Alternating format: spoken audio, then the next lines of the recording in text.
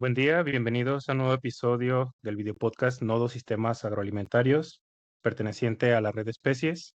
Recuerden suscribirse, compartir el contenido en nuestro canal que lleva el mismo nombre, Nodos Sistemas Agroalimentarios, al igual que seguirnos y calificar el programa en la plataforma en donde estén viendo o escuchando el presente podcast.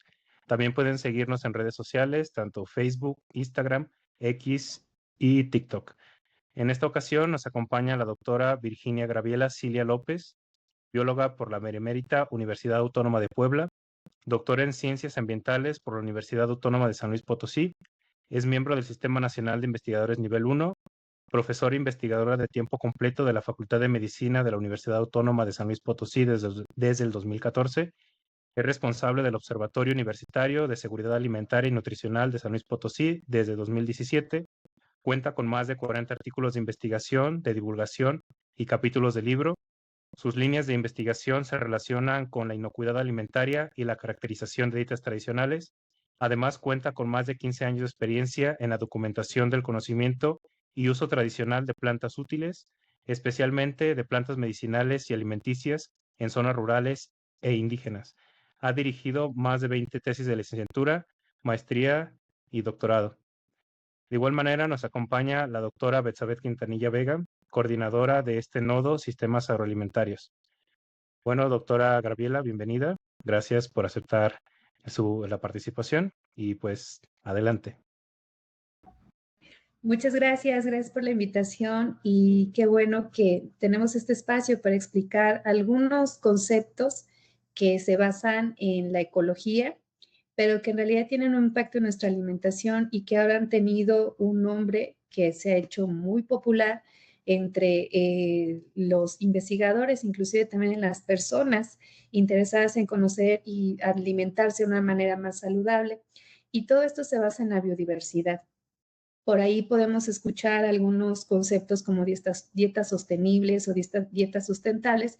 Y con lo que les voy a explicar, espero que vayan viendo cómo todo esto se basa en procesos biológicos que nosotros como humanos aprendimos a usar a lo largo de nuestra historia, específicamente en la producción de alimentos. Entonces, voy a explicarles rápidamente, de una manera clara, en qué se basa este concepto de dietas sostenibles y al final vamos a ver si tienen alguna duda o comentario, pues ampliamos más al respecto, ¿sí? Entonces voy a empezar a compartir mi pantalla y cuando la estén viendo me lo indican, por favor.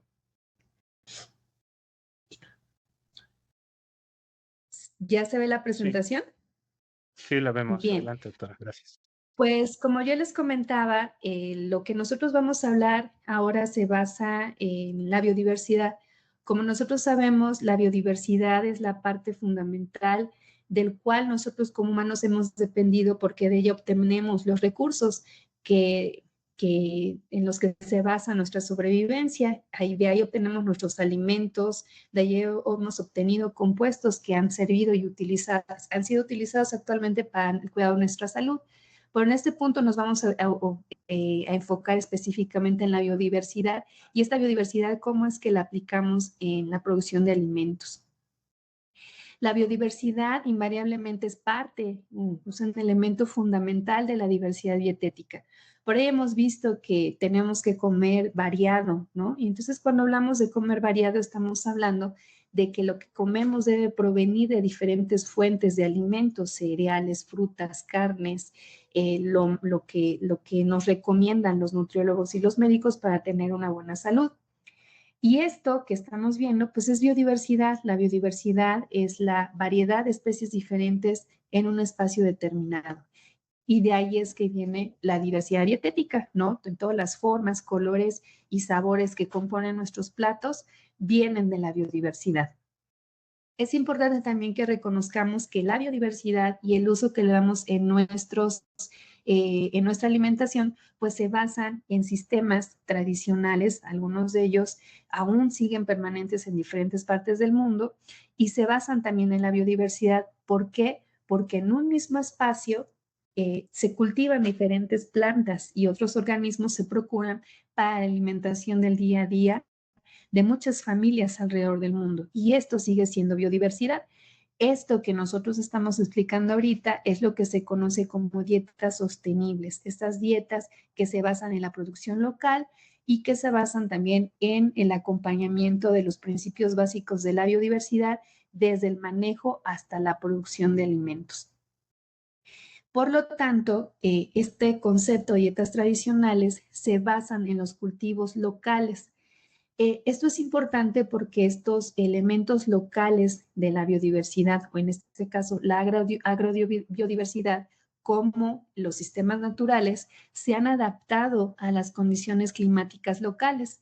Y esto le permite a los organismos que están adaptados a los climas locales, pues responder de una manera más pronta a las variantes climáticas. ¿Por qué?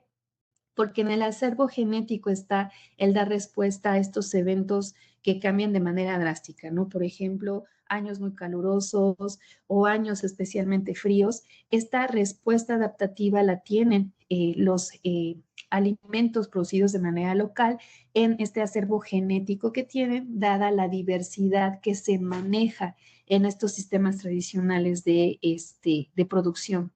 Por eso es que se habla mucho que estas dietas sostenibles que se basan en la producción de alimentos locales le proveen a las comunidades productoras resiliencia, que la resiliencia es poder dar respuesta a estos cambios que marca el clima, que obviamente son comunes, pero recientemente hemos visto que estos cambios o eventos climáticos cada vez han sido más marcados en su intensidad y magnitud, ¿no? Años especialmente muy calurosos, que falta bastante el agua, o años particularmente muy fríos, en donde las heladas, pues obviamente comprometen la producción de alimentos.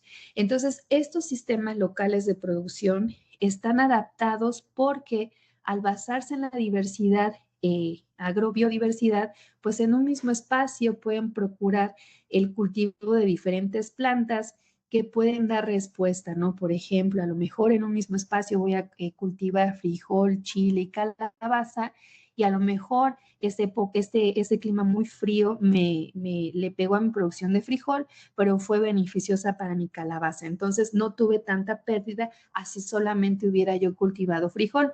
Entonces es importante que nosotros vayamos entendiendo que la biodiversidad que nosotros observamos alrededor, nosotros como humanos la hemos aprendido a utilizar, en este caso en nuestra alimentación, y que esto viene obviamente desde los sistemas tradicionales y que obviamente favorecen la diversidad dietética. Entonces, con esto espero que vayamos entendiendo de una manera más clara de dónde proviene el concepto de dieta sostenible. Se basa básicamente en la producción local de alimentos porque al ser plantas o cultivos que toleran los cambios ambientales locales, pues demandan un poco menos de insumos o agroquímicos. También es importante mencionar que la diversidad o la agrobiodiversidad, que pues obviamente también se le conoce como cultivos, también mantienen la salud del suelo. La salud del suelo también es fundamental para la producción de alimentos porque en el suelo se encuentran, por un lado, todos los minerales que obviamente forman parte de la nutrición vegetal y además están presentes microorganismos fundamentales para la salud del suelo y para obviamente la asimilación de nutrientes importantes para las plantas como el nitrógeno. Entonces, se ha observado, por ejemplo, que la presencia de leguminosas en los campos agrícolas, frijol, soya, maíz, pues las leguminosas son familias botánicas que hacen simbiosis con bacterias importantes fijadoras del nitrógeno y por lo tanto es importante que en estos policultivos se siga manteniendo esta agrobiodiversidad para obviamente mantener la salud del suelo y que obviamente eso no comprometa la producción de alimentos. Entonces, finalmente estamos viendo que la biodiversidad debe estar presente en la producción de alimentos para garantizar la producción. Y obviamente también tenemos que hablar que lo que les he platicado, pues es de aquellas plantas que son cultivadas. Sin embargo, hay que resaltar que también en muchas áreas del mundo no nada más se consume para alimento o como alimento lo que se produce en los cultivos, sino también alrededor de las milpas, alrededor de los solares y de todas estas zonas que se dan destinadas a la producción de alimentos. También hay zonas de vegetación nativa o de vegetación secundaria, en donde se mezclan zonas que fueron de cultivo y está llegando nuevamente la vegetación nativa, en la que están presentes otras especies que son silvestres, pueden ser plantas, inclusive hongos, pueden ser también insectos, que también forman parte de las dietas locales. Entonces, con esto espero que vayan ustedes viendo cómo la biodiversidad es fundamental para la alimentación de la humanidad. Bueno, entonces, ¿en qué se basan estos sistemas tradicionales de producción de alimentos y que se reflejan en estas dietas sostenibles? Pues básicamente lo que ahora se conoce como la agricultura tradicional, pues son una serie de prácticas que le permiten a las personas, obviamente de las comunidades locales, pues sobrevivir, ¿no? Para alimentarse. Sin embargo, se ha documentado de una manera bastante sistemática a lo largo y ancho del mundo pues que estas prácticas de agricultura tradicional pues son menos destructivas con el entorno natural, porque obviamente se basan obviamente en procurar cada uno de los elementos, ¿no? Desde las herramientas de labranza, desde los ciclos y los ciclos de cultivo, la cosecha y el periodo de descanso que les dan a los suelos, pues en esto se basan las dietas sostenibles, en obviamente basarse en esta dinámica ecológica que les repito se observó de la biodiversidad en la naturaleza y que se llevó hacia los campos agrícolas. Por ejemplo, es bien sabido obviamente que en la actualidad está muy peleado las áreas planas del planeta, porque obviamente al ser plano implica menos uso de maquinaria para labranza. Sin embargo, también debemos reconocer que hay mucha gente que vive en zonas serranas, en zonas de lomeríos, y que obviamente esos escenarios dificultan un poco la producción de alimentos. Sin embargo, la agricultura que se basa en estas prácticas agrícolas tradicionales, pues han sabido también manejar el suelo. Y es muy común ver que en zonas de laderas o zonas de alta montaña se construyen terrazas con el fin de conservar el suelo y no perder suelo en estas zonas de pendiente, ¿no? Que por la misma gravedad se iría perdiendo el suelo en cada evento de lluvias o de temporada de vientos secos, ¿no? Entonces, con esto también quiero que vayan ustedes viendo que las dietas sostenibles no solo es utilizar la biodiversidad local, lo más común son las plantas comestibles locales, sino también es saber reconocer y entender cómo manejar el tipo de suelo para que no pierda su fertilidad, para no perder suelo y obviamente poder producir alimentos en zonas que realmente son complicadas, ¿no? Un ejemplo muy claro de cómo se ha sabido manejar estas zonas de alta montaña, pues lo tenemos obviamente en toda esta zona de los Andes, en donde las personas que viven ahí han aprendido a vivir en estas zonas de alta montaña y son el centro de domesticación de las papas, un alimento que ahora se ha visto súper popularizado a lo largo y ancho del mundo y que ellos supieron domesticarlo a partir de estas zonas de alta montaña y con temperaturas muy bajas, ¿no? Entonces podríamos mencionar muchos ejemplos de alimentos que se han aprendido a domesticar en condiciones que pudieran ser desfavorables en algunos escenarios y sin embargo en estas prácticas que se basan en la observación de lo que tenemos, cómo utilizarlo y cómo manejarlo de una manera sostenida, pues han servido para la alimentación de las personas a lo largo y ancho del mundo. ¿Qué es lo interesante de aprender de estas dietas locales, de estas dietas sostenibles? Pues vamos a ver que en general sabemos que en cuanto a números tenemos un aproximado de 350,000 especies de plantas, lo que se ha documentado hasta el momento.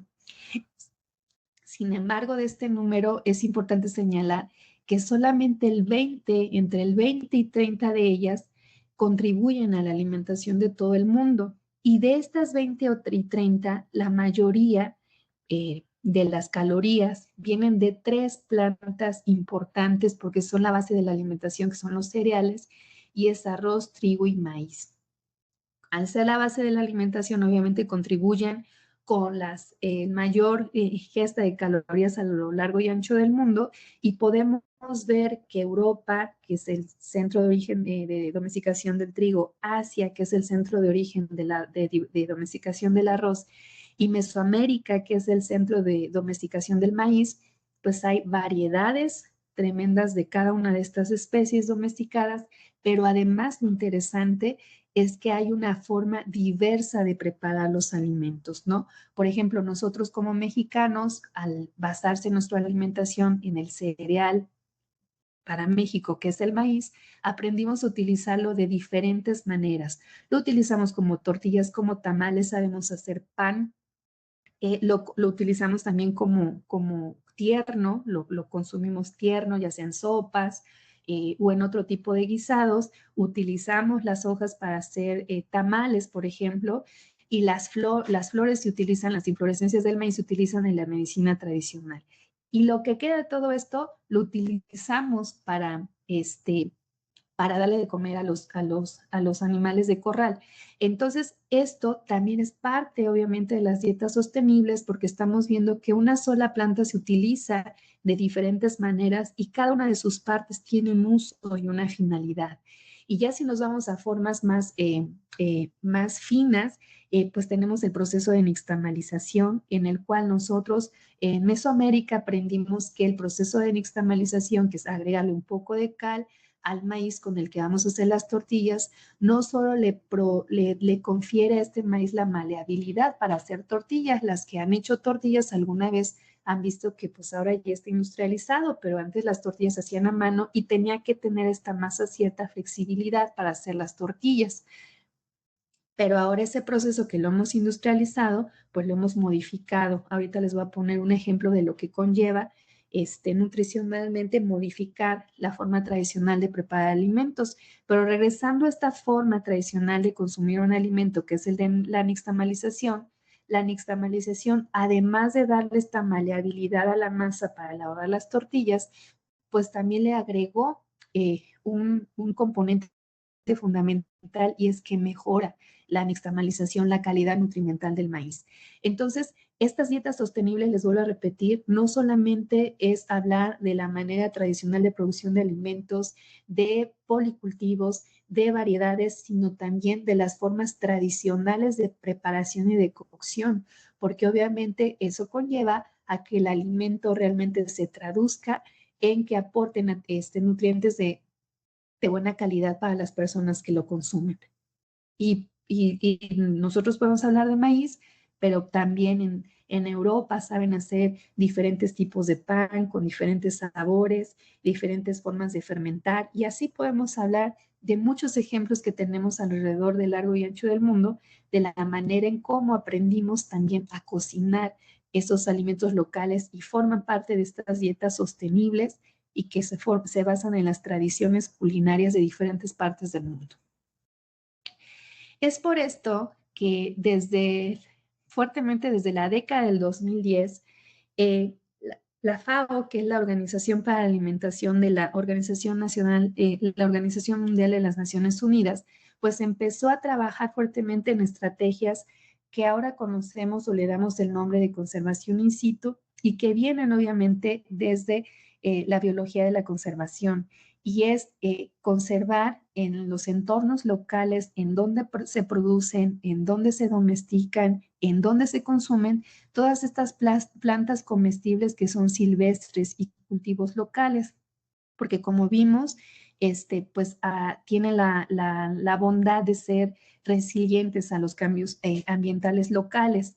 Y obviamente estamos viendo con los ejemplos que les estoy explicando que todos estos se producen con base en la agricultura tradicional, con base en prácticas agrícolas sustentables, porque son menos, impactan de manera negativa en menor intensidad que la agricultura industrializada, ¿no?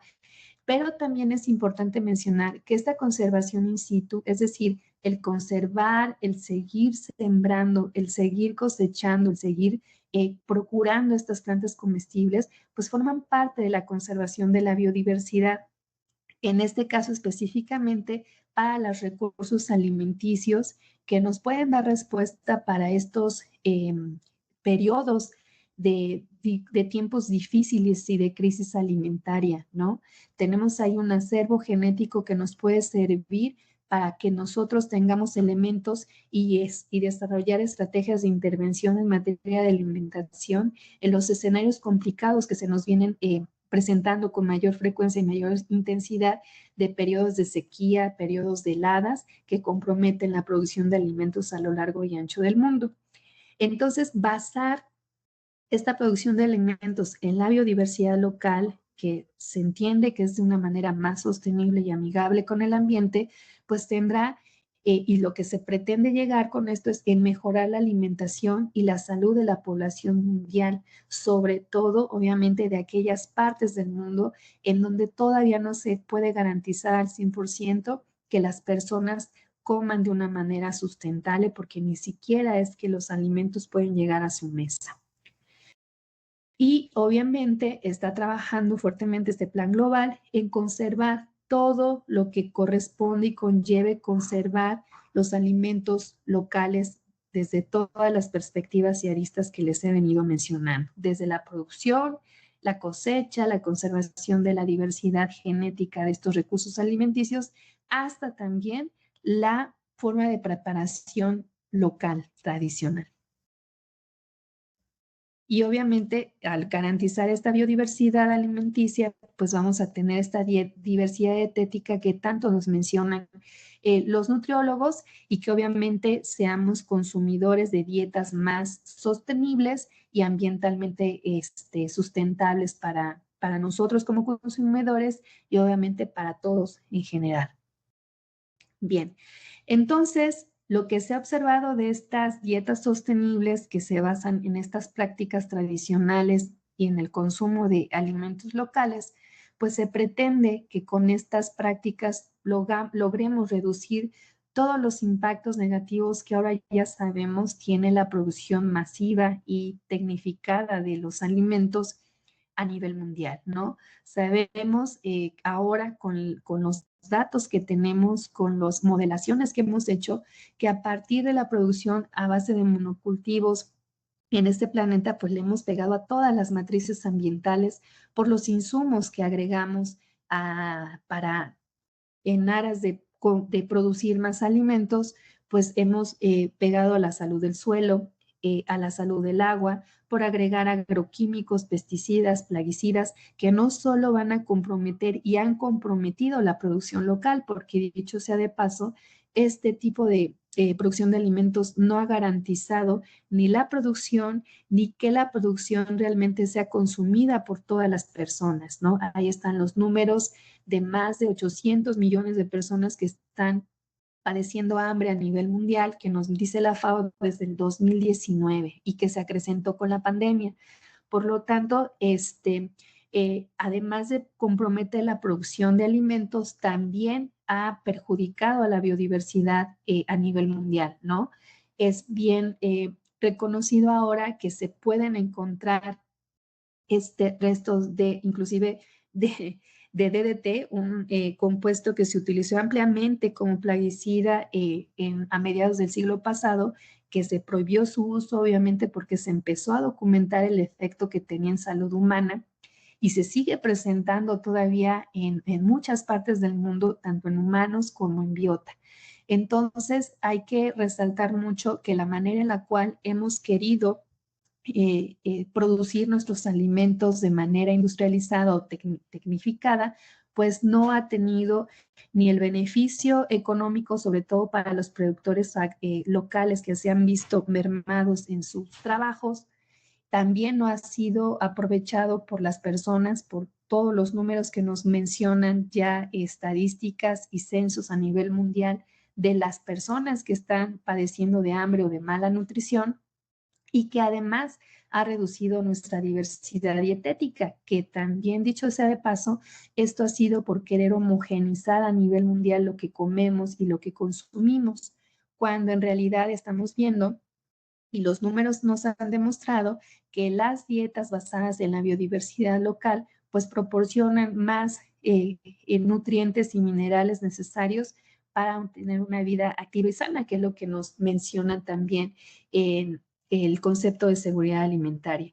Por lo tanto, regresando al punto de la conservación in situ, ahora se está trabajando en aquellos programas, en aquellas políticas públicas que, además de basarse en la conservación de los recursos locales, que es lo que ustedes están viendo en la presentación como conservación in situ, pues tenga menor impacto en la salud humana y en la salud de los ecosistemas, precisamente por los impactos que sabemos que tiene la producción de alimentos a gran escala.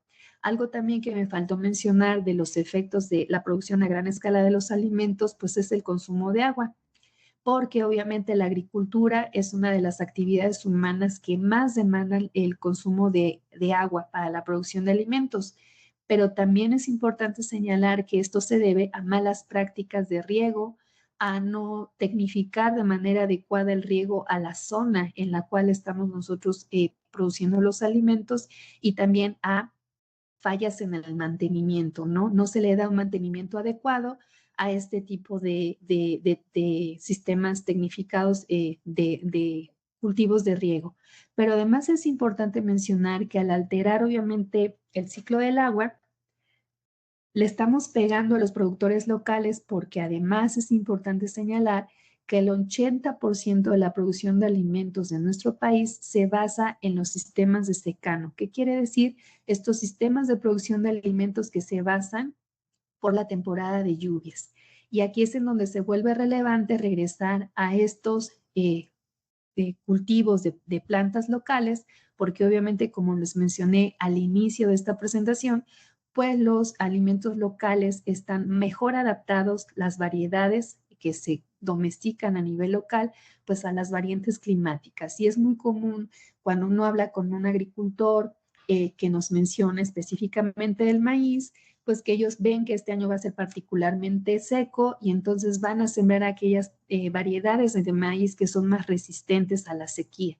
Y así podemos hablar con cada uno de estos expertos en la producción de alimentos, y que obviamente saben qué variedades van a sembrar ese año, porque tienen pues el conocimiento y la experiencia pues en el uso de las variedades locales en su zona, ¿no? Pero esto se está perdiendo nuevamente, les recuerdo, por querer homogenizar y que todos comamos las mismas variedades de todo, y esto le ha pegado a la producción de alimentos, le ha pegado a los sistemas ambientales, porque hemos contaminado más suelo, agua y aire, y además esto tampoco ha garantizado que las personas pues comamos bien.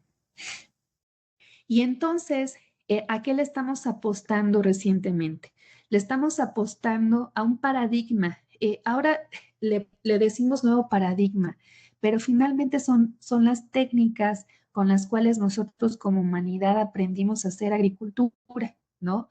Que es básicamente hacer un uso más eficiente del agua, trabajar en la labranza que no perjudique tanto la salud del suelo y que además eh, mantenga su biodiversidad.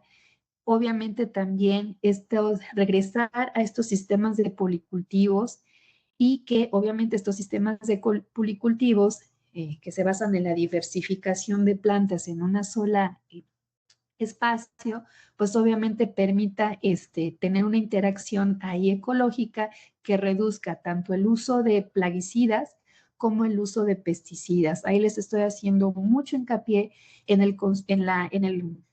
la producción de leguminosas como soya, frijol, haba, garbanzo, porque obviamente, como les comenté, las leguminosas tienen esta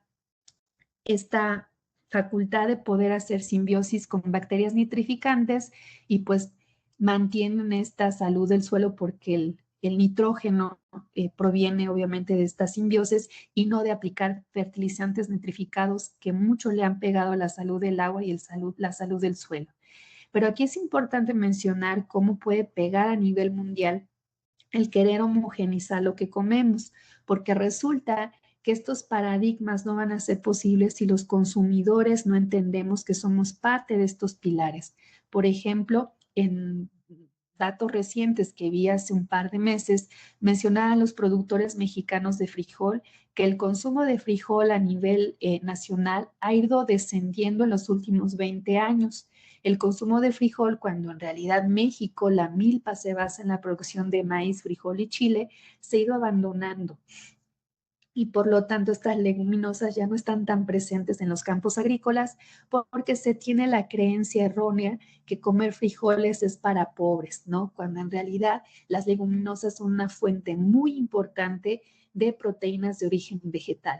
Entonces, aquí también es importante que hagamos mucho hincapié en que nosotros como consumidores somos parte de este paradigma, el que nosotros tomemos decisiones más conscientes de que el que consumamos las cosas locales, pues le va a pegar menos al ambiente porque pues implica menos traslado, menos consumo de insumos de origen fósil, petróleo, gasolina, etcétera, y que nosotros somos parte de estos pilares. En el momento en que nosotros como consumidores empecemos a exigir un poco más en tener alimentos más inocuos y de mejor calidad nutrimental, pues vamos a poder cambiar un poco la balanza, porque si bien sabemos que hay conocimiento en el campo, sabemos que hay agricultores que saben manejar bastante bien estas variedades, si nosotros como consumidores no entendemos la relevancia de tener y consumir una diversidad dietética basada en la producción local, pues difícilmente estos paradigmas van a poder tener un impacto benéfico, que es en lo que estamos nosotros como investigadores o como profesionistas en el área de la producción agroalimentaria, pues poco o nos va a costar más trabajo ir marchando contracorriente. Entonces, yo espero que con estos conceptos que les estoy presentando haya yo podido llegar a explicar en qué se basa una dieta sostenible, cómo aquí involucra también lo que conocemos como dietas tradicionales, que no es otra cosa sino dietas que se basan en alimentos locales y que viene desde su forma de producción, su forma de cultivo y la forma de consumo.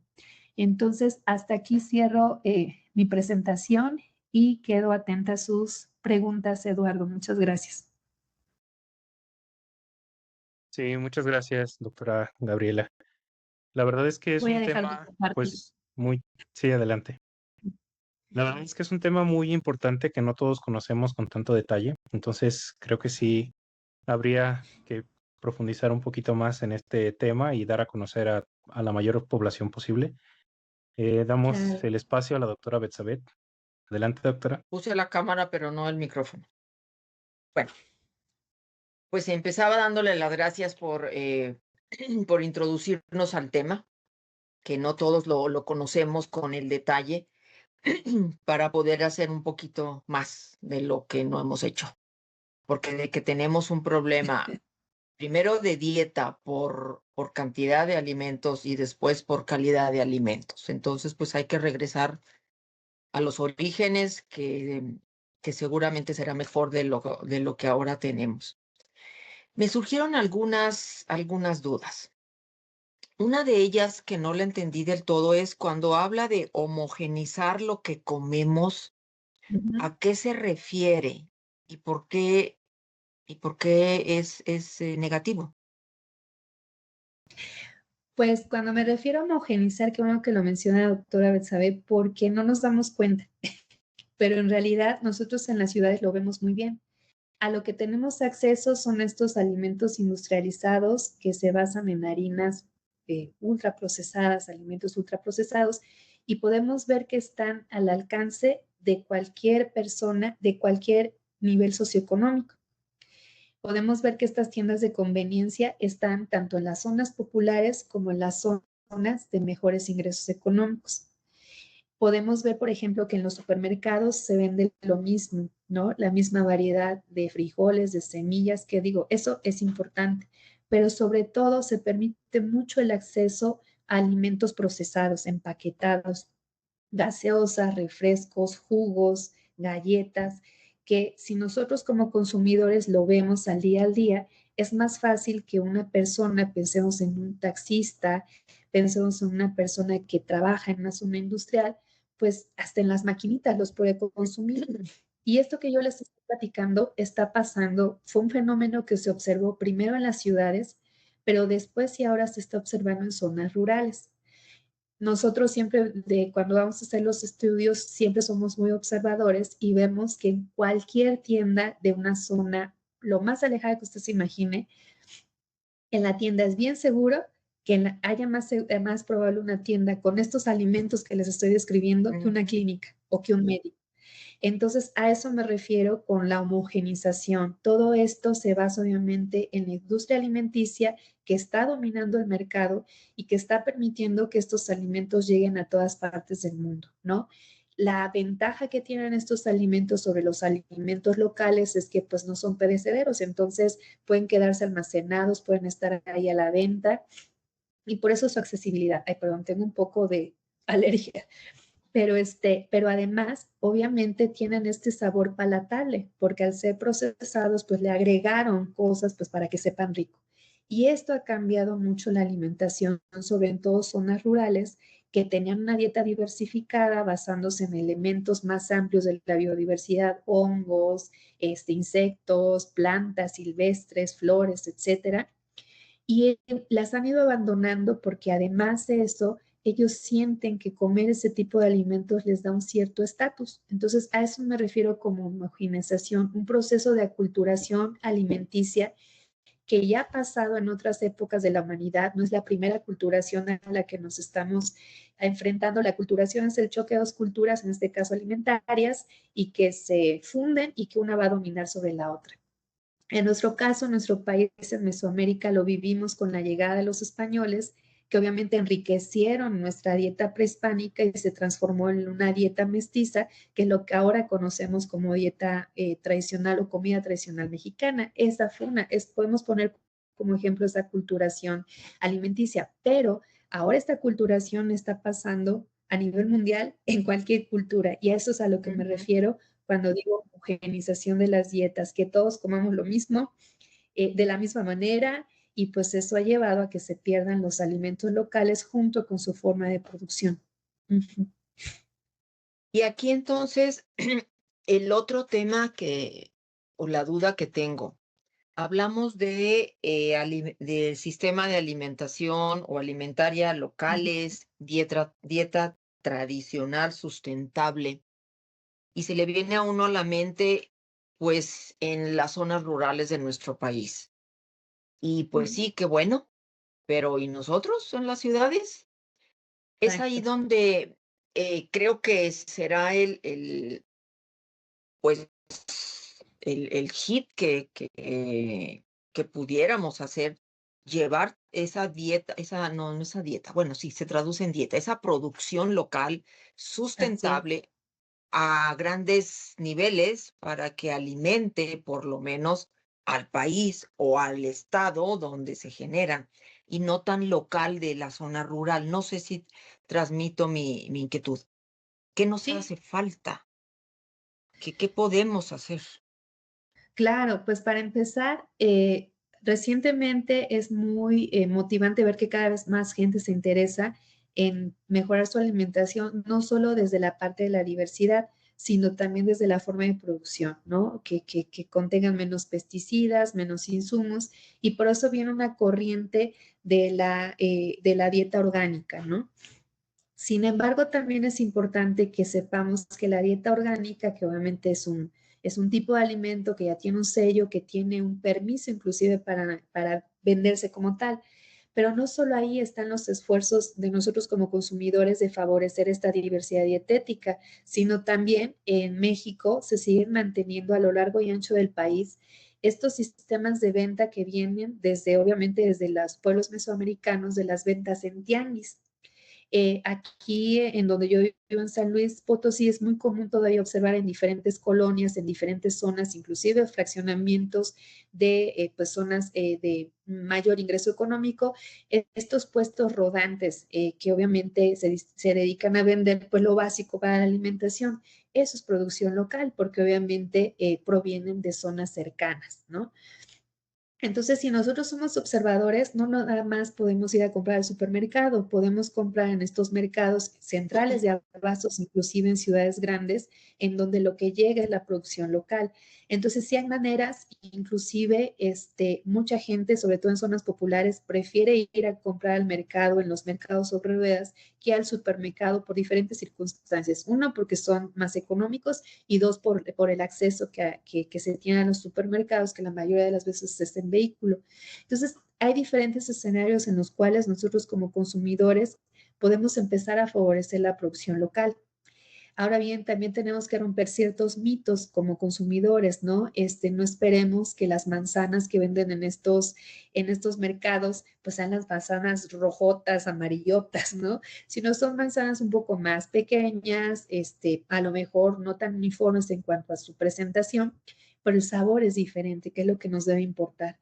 Entonces también por eso yo quise cerrar esta presentación en el papel que nosotros como consumidores tenemos para apoyar estos esfuerzos de la producción local, porque si no lo hacemos a nosotros, pues se rompe un eslabón importante de las dietas sostenibles y somos nosotros como destinatarios final de todo esto, que somos nosotros los consumidores. Muy bien, pues le cedo la palabra a Eduardo, pero me encantaría como al final de esta charla que tuvimos, si usted nos pudiera decir esas unas tres, porque seguramente que hay muchas, como que acciones desde nuestra trincherita de cada uno pudiéramos hacer pues para que esto sea una realidad, Claro. que realmente estoy pensando aquí en el norte, Eduardo, donde tenemos un tianguisito así local, yo lo desconozco. Ay, qué Hay un triste. montón de lugarcitos aquí en la zona, pero de que sean locales no lo creo. Seguramente nada más van y lo compran no sé, Claro. estoy equivocada. Entonces, sí, pues sí, pasar a la acción, ¿sale? Pues Claro, muchísimas gracias. Le dejo la palabra, claro. Eduardo. Un gusto, doctor. Sí, gracias. Bueno, ya abordó algunas inquietudes que yo tenía, pero hablando acerca del impacto económico que tiene, pues hablando a nivel familiar, ¿qué impacto Ujú. tendría positivo, negativo, simple, pues aumentaría el precio, disminuiría? ¿Cómo funciona esa parte? Pues totalmente disminuye los costos, porque acuérdense que pues, la agricultura depende de los insumos provenientes del petróleo, ¿no? Entonces, a mayor traslado, mayor costo, ¿no? Además, obviamente, de que si es un año que es poco beneficioso para la producción, se invierte más en todo. Y estos insumos vienen del petróleo. Entonces, económicamente hablando, se ha demostrado que las dietas locales favorecen mucho la economía familiar porque no tienen que comprar las cosas de manera con monedas, ¿no? Suponiendo que soy una productora de mangos y este año me fue muy bien en mangos y tengo a la vecina que tuvo un año muy bueno de producción de frijoles y ahí el trueque. Entonces, esto se puede hacer. El consumo también de los alimentos locales disminuye el costo. Siempre los alimentos locales van a ser más baratos, por lo tanto, su costo disminuye. Por eso puse el ejemplo de las manzanas. Si tú ves las manzanas, el precio del supermercado va a ser diferente al precio de tianguis por el costo de los traslados y eso obviamente le da un plus a los alimentos que vienen todavía de más distancia, van a ser más caros. Otro plus que tienen estas dietas sostenibles es que al basarse en la producción local, se basan en la producción de temporada. Entonces, el claro ejemplo son las frutas, ¿no? Las frutas de temporada siempre van a ser más baratas que aquellas que estén fuera de temporada. Por ejemplo, las naranjas. Las naranjas que su temporada de producción más ampliamente hecha es en la época de otoño-invierno y son un poquito más caras en la época de primavera-verano. Entonces, el consumir lo local favorece obviamente el costo porque siempre va a ser más barato por el precio agregado del traslado y además porque al consumir lo local, lo que es de temporada, siempre va a ser más barato. Frutas y verduras, siempre te lo van a decir que es lo más barato. Entonces, sí hay una diferencia. Eso en las ciudades. En el caso de zonas rurales, también muchas plantas que les mencioné que se utilizan como de recolección, pues evitan que se compre, porque realmente el único esfuerzo que es físico, yo camino, lo busco y lo recolecto y lo cocino. Entonces ya llevé, no sé, medio kilo de quelites que los hice con una sopa y entonces ya eso no fue un costo monetario, fue físico porque sí me costó recolectarlo, pero ya no tuve que pagar por eso. Y sin embargo en mi casa ya estoy llevando la fuente de minerales, ¿no? Que necesita mi familia al día a día.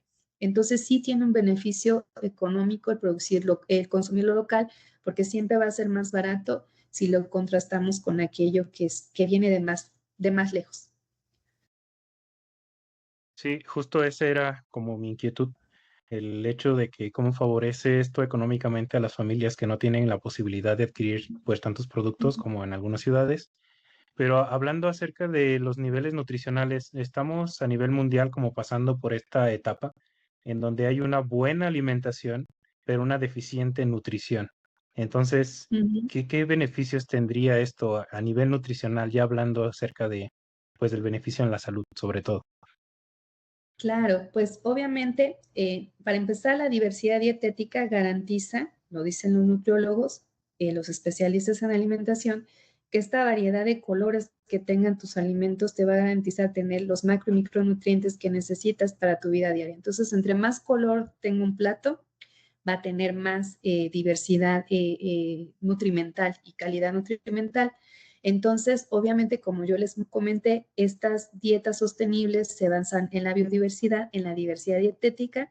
Entonces, tenemos una variedad muy amplia de frijoles, ¿no? Y entonces que en un año yo coma diferentes variedades de frijoles, me está otorgando diferentes macro y micronutrientes, sobre todo a nivel de minerales, que es en donde a nivel mundial sí tenemos un déficit en la ingesta de minerales en casi todos los niveles socioeconómicos, ¿no? No comemos las suficientes frutas y verduras, pero el consumir estos alimentos locales, frutas locales o hojas locales, verduras locales, garantiza que al menos en las temporadas en las que estas se están dando, pues tengamos una ingesta de minerales diferentes que provengan de fuentes diferentes. Entonces también tiene ese beneficio que al tener una diversidad en nuestros campos, vamos a tener una diversidad en nuestros platos. Pero eso obviamente nosotros como consumidores lo tenemos que llevar a cabo, porque también es cierto que en las ciudades, por nuestra vida un poco más ajetreada, no cumplimos con esto, ¿no? A pesar de que podemos tener mayor acceso a lugares en los que podemos hacer una dieta más variada, por circunstancias diferentes no cumplimos con esto, ¿no? Pero aquí el punto es entender que una dieta entre más variada esté, obviamente vamos a garantizar la ingesta de estos minerales y puede ser hasta con cambiar el color de las tortillas que comemos, con cambiar el color de frijol, si comí negro, mañana como bayo, con eso nosotros ya estamos empezando, una, a consumir lo local y dos, empezar a consumir una dieta más variada. Con esas acciones podemos empezar a tener una dieta más saludable. Ujú. Sí, justo es que es muy raro que nos pongamos a pensar acerca de los beneficios en la salud, ¿no? Sobre todo Ujú. mejorar la calidad de vida en general y la longevidad, ¿no? En las zonas Así rurales es es. más probable que veamos personas mayores con una salud excelente que en muchas ciudades, ¿no? Y creo que no nos ponemos a pensar en el trasfondo que todo tiene que ver con parte de la alimentación que tenemos. Entonces, Sí, cuando yo uno platica con la parte agrícola, pues ellos prefieren adaptarse a la demanda industrial o a lo que piden más los que compran, ¿no? Y mencionan que se así es. desplazan estas prácticas agrícolas tradicionales, pero usted desde su punto de vista, su experiencia, ¿qué cree que es el factor más importante que los ha llevado a, pues, a desplazar estas prácticas agrícolas? Pues que su trabajo no está bien remunerado. También yo siempre les digo a mis estudiantes que el trabajo del campesino a nivel mundial no se toma con el valor que tiene porque un campesino produce los alimentos que comemos todos, nos dediquemos a lo que nos dediquemos. Y un campesino es un profesionista que va aprendiendo de manera empírica porque es una tradición muchas veces familiar y además de que obviamente no es un trabajo bien pagado, les pagan muy poco, obviamente, por lo que ellos cosechan. Y eso ha brillado que generaciones y generaciones estén abandonando los campos y prefieran irse a las ciudades a trabajar de lo que sea, ¿no? Porque se dedican a otra cosa menos a lo que ellos sabían hacer.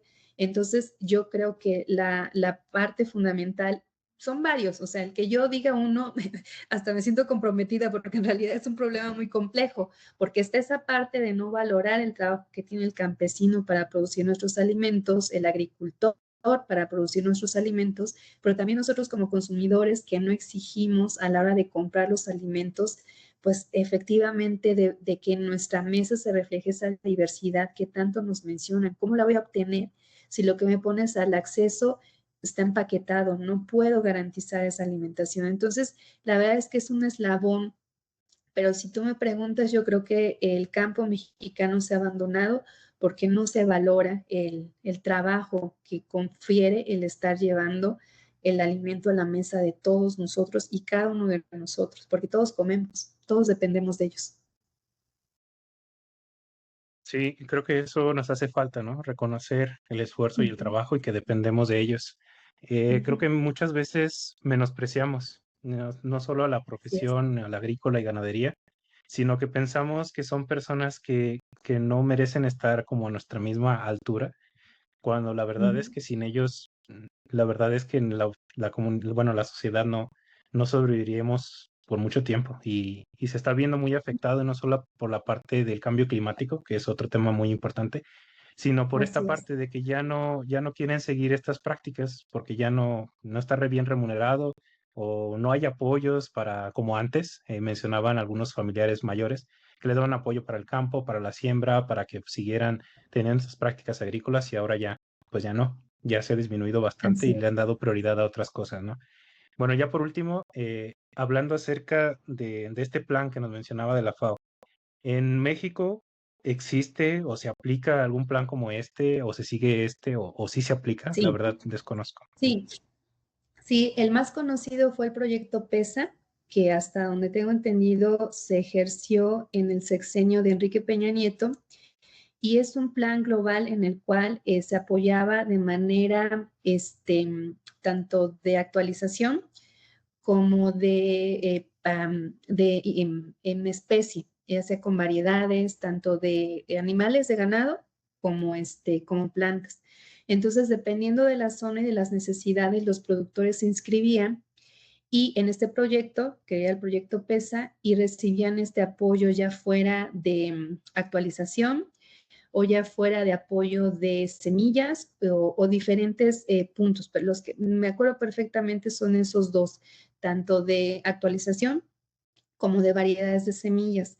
Hasta donde tenía yo entendido, funcionó hasta el gobierno de Enrique Peña Nieto. En el sexenio que está por terminar, cambiaron todo y lo llevaron a un sistema que yo creo que ahorita sigue como tratando de entender cómo va a funcionar, pero hasta donde sé, México al ser miembro obviamente de la ONU, pues puede seguir teniendo acceso a estos trabajos que hasta donde tengo entendido eran el proyecto PESA y les daban dinero también, sobre todo para tecnificar, actualizar en cuestiones de riego, de maquinaria, etcétera, pero se tenían que inscribir y tenían que poner bien que me acuerdo porque alguna vez me metí a ver cómo se llenaba ese formato, cuántas hectáreas, a qué se dedicaban, etcétera, ¿no? Entonces era como una estrategia que específicamente para México se dirigió a pequeños y medianos productores. Pero la verdad, sé que funcionó bien hasta el gobierno de Enrique Peña Nieto y en supongo que fue reemplazado por Sembrando Vida, que tuvo como esta también manera de empezar a trabajar de una manera diferente, pero esto fue desde el gobierno federal. Ujú. Muchas gracias, doctora Ujú. Gabriela. Le doy la palabra a la doctora Betsabé para unas palabras finales.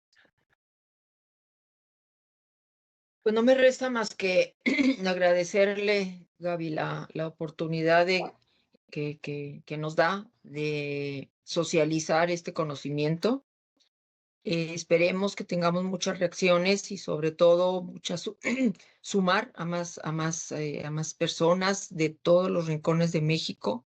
Creo que si replicamos esto en varias regiones del país, pues será una realidad no muy lejana que podamos hacer este cambio de alimentación por parte nuestra, que va a traducirse en mejor producción y más apoyo para la gente que está trabajando en ello y que está preocupada por ello. Entonces, Así es. pues muchísimas gracias y seguiremos trabajando cada uno desde su conocimiento para contribuir. Claro que Muchísimas sí, Muchas gracias. para gracias. seguir trabajando, un placer y cuando gusten aquí ya saben dónde encontrarme. Sí, muchas Hasta gracias, la doctora próxima. Graviela. Gracias. La dejo para unas palabras finales, algo que nos quiera dejar como de tarea a todos los que escuchemos este contenido, algo que nos Claro que sirva sí, para ir claro abordando un que sí, poquito. con todo gusto. Sí, con todo gusto. Tenemos que ser, nosotros desde nuestra trinchera somos productores, perdón, consumidores que podemos apoyar a estos productores. ¿Desde dónde? Desde exigir el consumo de dietas más nutritivas, ¿no? Desde decidir, oye, yo no quiero comer esto, ¿y cómo lo decidimos? Pues simplemente no comprándolo, ¿no? El entender que obviamente podemos tener una vida diaria, profesional, académica, en la escuela, complicada, pero que nosotros consumamos dietas saludables, dietas, una diversidad dietética, va a garantizar que toda nuestra vida, en cualquier etapa en la que pasemos, niñez, adultez, vejez, tengamos una vida sana, acorde a nuestra edad. Entonces, el que nosotros a los niños los enseñemos a comer bien, a comer sano y que eso se va a reflejar. Yo siempre les digo a mis alumnos que es una inversión a largo plazo. Comer bien es una inversión a largo plazo. El que uno se dé su tiempo inclusive para disfrutar lo que uno prepara, de verdad es un placer que lo debemos disfrutar porque cada vez lo perdemos más por cuestiones de tiempo. Por el que nos tomemos nuestro tiempo para hacer nuestros alimentos, para pensar lo que vamos a comer para nuestras familias, pues va a tener repercusiones positivas porque vamos a ser mejores estudiantes, mejores profesionistas, mejores trabajadores, porque tenemos todo. Lo único que tenemos que hacer es dedicarnos a hacer bien lo que hacemos.